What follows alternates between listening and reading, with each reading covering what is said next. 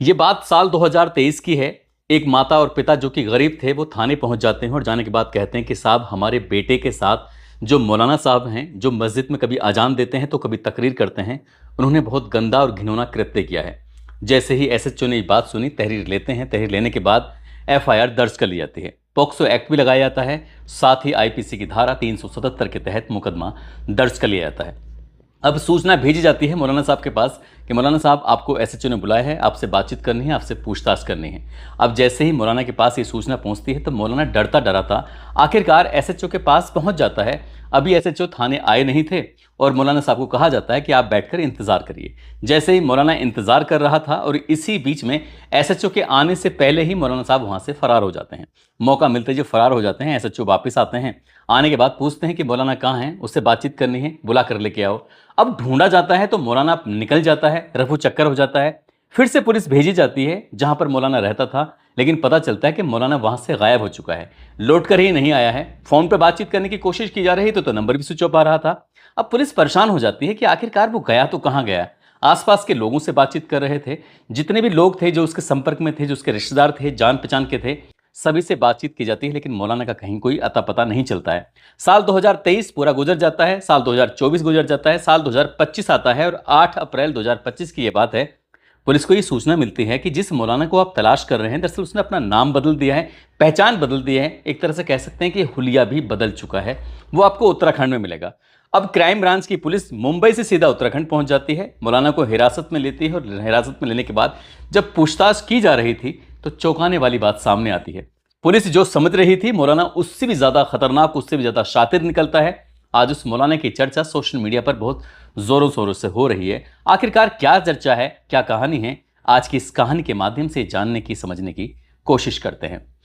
आदाब, नमस्कार, सत श्री अकाल। मैं उस्मान सैफी। आज की जो सच्ची घटना मैं आपको सुनाने जा रहा हूं, ये सच्ची घटना है महाराष्ट्र प्रदेश की राजधानी मुंबई से लगभग 34 किलोमीटर दूर एक थाना लगता है भिवंडी। भिवंडी थाना क्षेत्र का एक इलाका है नई बस्ती, और नई बस्ती का एक इलाका है नेहरू नगर। दरअसल 7 बहनों का इकलौता भाई, नाम उसका शोएब रशीद होता है, शोएब रशीद शेख। उम्र उसके लगभग 16 साल के आसपास होती है। वो घर नहीं आता।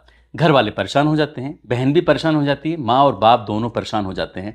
आखिरकार घर वाले जब आसपास के लोगों से, रिश्तेदारों से, सबसे पूछते हैं, ये तारीख है 20 नवंबर 2020 की।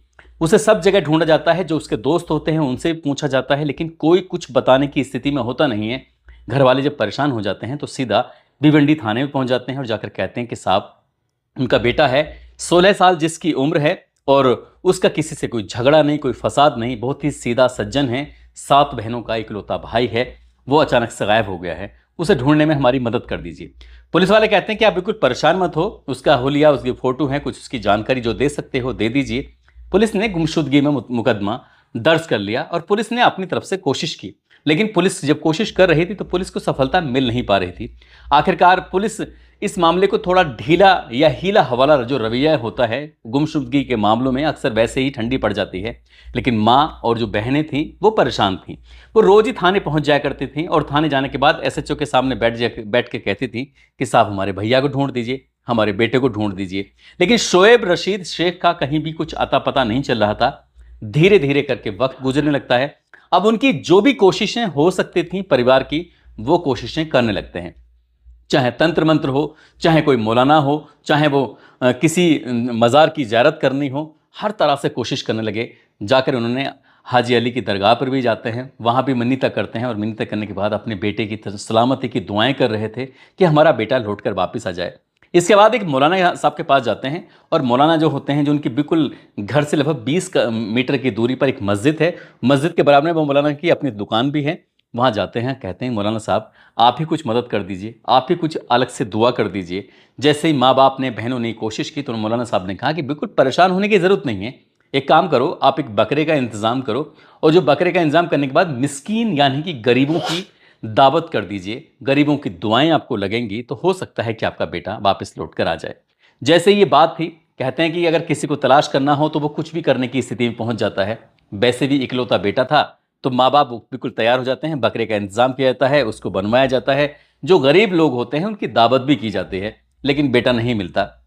और उसके बाद फिर थोड़ा सा वक्त आगे बीत जाता है। जब वक्त आगे बीत जाता है तो आखिरकार मौलाना साहब से फिर कोई नई तरकीब पूछते हैं। तो मौलाना साहब कहते हैं कि आपको एक काम करना चाहिए, अजमेर शरीफ जाना चाहिए। तो राजस्थान में अजमेर है, वहाँ पे ख्वाजा मोइनुद्दीन चिश्ती की दरगाह है, वहाँ पर जाकर ज़ियारत करो। उम्मीद करता हूँ कि आपकी अल्लाह ताला ज़रूर सुन लेगा। ये मौलाना गुलाम रब्बानी शेख ने जब ये तरकीब बताई तो घर वाले पहुँच जाते हैं। लगभग 1 महीने तक अजमेर शरीफ की दरगाह पर ही रहते हैं, ये उम्मीद के साथ कि उनका बेटा लौटकर वापस आ जाएगा। लेकिन वो लौटकर वापस नहीं आता है। घर वाले वापस लौट कर आ जाते हैं। माँ बाप भाई बहनें जो भी कोशिशें कर सकते थे वो अपनी तरफ से पूरी कोशिश कर रहे थे। इसी तरह से साल 2020 नवंबर का वो महीना था, तारीख भी 20 थी। मुकदमा दर्ज होता है, साल 2021 आता है, साल 2022 आता है, साल 2023 आता है। लेकिन उस बच्चे का, उस बालक का कहीं भी कोई अता पता, कोई खबर नहीं थी, कोई सूचना नहीं थी। घर वाले भी हार जाते हैं, थक जाते हैं, लेकिन एक उम्मीद थी कि उनका बेटा लौटकर जरूर वापस आएगा। आखिरकार साल 2023 की ही बात है। नबी बस्ती का ही रहने वाला एक व्यक्ति होता है, वो अपनी पत्नी के साथ थाने पहुंच जाता है और थाने जाने के बाद कहता है कि साहब, मौलाना गुलाम रब्बानी शेख ने उनके बेटे के साथ गंदा घिनौना कृत्य किया है। उस आदमी को गिरफ्तार कर लीजिए और उसके खिलाफ कानूनी कार्रवाई करिए। पुलिस के पास जब सूचना पहुंचती है, पुलिस एफआईआर दर्ज कर लेती है। एफआईआर दर्ज करने के बाद अब उस मौलाना गुलाम रब्बानी शेख को गिरफ्तार करने के लिए जब दबिशें दी जाती हैं, वो थाने जरूर आता है, लेकिन थाने में पुलिस को चकमा देकर चुपचाप निकल जाता है। कहाँ गया, कहाँ नहीं गया, पुलिस के लिए एक बड़ा सवाल था। पुलिस उसे ढूंढने की कोशिश कर रही थी। बात अब ये क्राइम ब्रांच तक पहुंच जाती है और किसी ने एक फोन कर दिया। फोन करने के बाद कहा कि साहब, साल 2023 में जो एक मामला दर्ज हुआ है आपके थाने में, इससे भी बड़ा एक और मामला है जो साल 2020 में दर्ज हुआ था। हो ना हो उस लड़के की गुमशुदगी में इस मौलाना का ही हाथ है। जैसे पुलिस को ये बात पता चलती है, क्राइम ब्रांच इस मामले में और सतर्क हो जाती है। आखिरकार पुलिस के पास मुखबिर की एक सूचना पहुंचती है और मुखबिर बताता है कि ये हिमाचल प्रदेश की एक मस्जिद के अंदर इमामत कर रहा है, लोगों को नमाज पढ़ाता है, आपको वहां जाना चाहिए, देखना चाहिए। क्राइम ब्रांच की जो पुलिस होती है मुंबई से सीधा हिमाचल प्रदेश पहुंच जाती है, लेकिन हिमाचल प्रदेश की उस मस्जिद में जब पहुंचते हैं तो कहते हैं कि हाँ, मौलाना साहब थे तो जरूर यहाँ पर, लेकिन अब नहीं है, यहां से जा चुके हैं, चले गए हैं। हो सकता है कि जिस मुखबिर ने सूचना दी हो, किसी और ने ये मौलाना को पहले ही सूचना दे दी हो कि मौलाना साहब यहाँ से निकल जाओ, नहीं तो पुलिस आपको गिरफ्तार कर लेगी। साल 2023 की ये बात थी। अब पुलिस वाले उसे ढूंढने की कोशिश कर रहे थे। साल 2024 आ जाता है, 25 आ जाता है। आखिरकार फिर से एक बार सूचना मिलती है पुलिस को, क्राइम ब्रांच को। और जब सूचना मिलती है तो पता चलता है कि उत्तराखंड के किसी इलाके में कोई मस्जिद है और मस्जिद में वो इमामत कर रहा है, वहीं पर वो मौलाना छुपा हुआ है। आखिरकार पुलिस ने इस बार कोई रिस्क नहीं लिया और जितनी जल्दी हो सकता था 8 अप्रैल 2025 को आखिरकार उस मौलाना को पकड़ लिया, गिरफ्त में ले लिया। और गिरफ्त में लेने के बाद जब उसे पूछताछ के लिए थाने लेके आते हैं, जो कहानी वो बताता है मौलाना, वो वाकई सुनकर हैरानी होती है, परेशानी होती है। लोग सोचने पर मजबूर हो जाते हैं कि आखिरकार ये मौलाना इतना घिनौना कृत्य कैसे कर सकता है। दरअसल इसे लड़कों का शौक था, ये लड़कों के साथ गंदा काम करता था। इसे मौलाना एक दिन, एक रात की बात है, जब ये मौका मिला, एक लड़के के साथ ये घिनौना कृत्य कर रहा था, उसके साथ गंदा काम कर रहा था।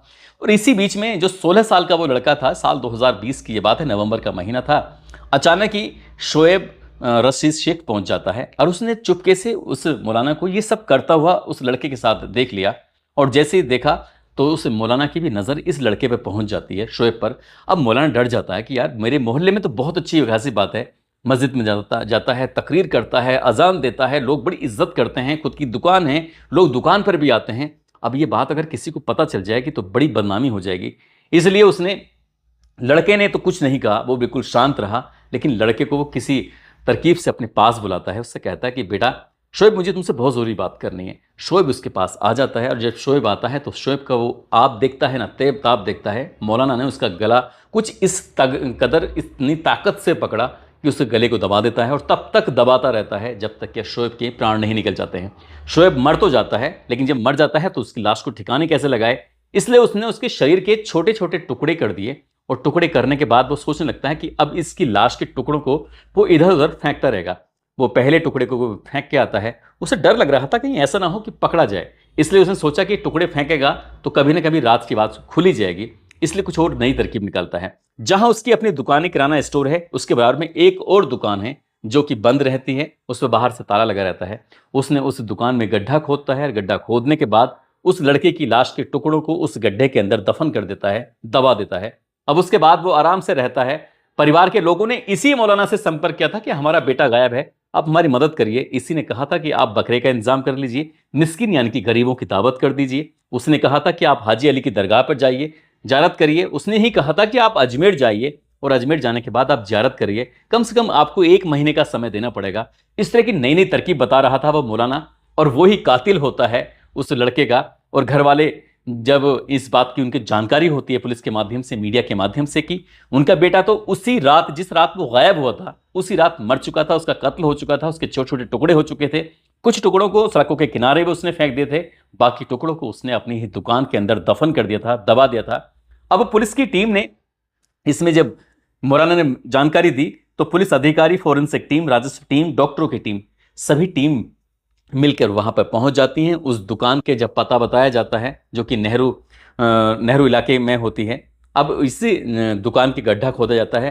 लगभग 4.5 साल पहले जो दफन किया गया था टुकड़ों के रूप में, उसकी कुछ अवशेष मिल जाते हैं। और जब अवशेष मिल जाते हैं तो उनकी फोरेंसिक टीम ने उनको कब्जे में लिया, और कब्जे में लेने के बाद आखिरकार जो ये कलीना जगह लगती है, कलीना में फोरेंसिक लैब है, उस लैब में उन टुकड़ों को जो लैब के लिए भेजा जाता है, ये पड़ताल करने के लिए कि जो भी ये कंकाल मिला है, क्या ये वाकई शोएब रशीद शेख का है या किसी और का है।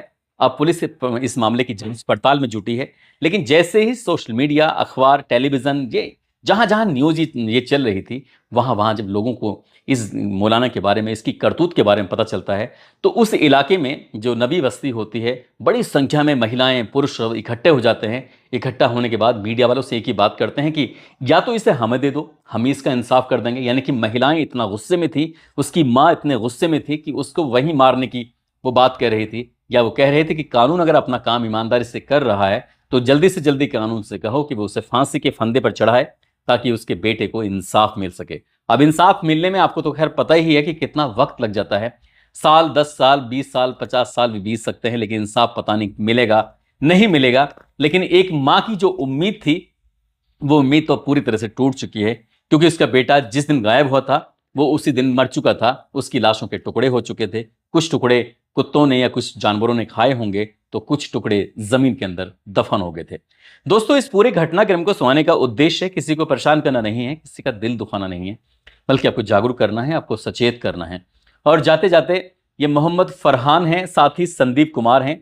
आज इनका जन्मदिन है, इनको जन्मदिन की ढेरों सारी शुभकामनाएं, बहुत बहुत मुबारकबाद। कुछ लोगों ने नाम लेने की अपील की है, जिसमें रतनलाल गोला अलीगढ़ से, मोहम्मद महराज खान दौसा से, शमशेर खान, गुफरान खान, नितेश कुमार जो मैनपुरी से हैं, आकाश राजपूत, गुलशन कुमार जो चांदपुर से हैं, नारायण दास प्रजापति उत्तर प्रदेश से, सुजीत कुमार गाजीपुर से, इमरान, इरफान अंसारी हरिद्वार से, गजेंद्र सिंह, सोनू कुमार बिहार से, करमवीर सिंह, रूबी यादव, अतुल कुमार उन्नाव से, मोहम्मद तौफीक, टिंकू सिंह, डॉक्टर नरेंद्र कुमार नोएडा से। आप सब लोग अपना ख्याल रखें, सुरक्षित रहें। जय हिंद, जय भारत।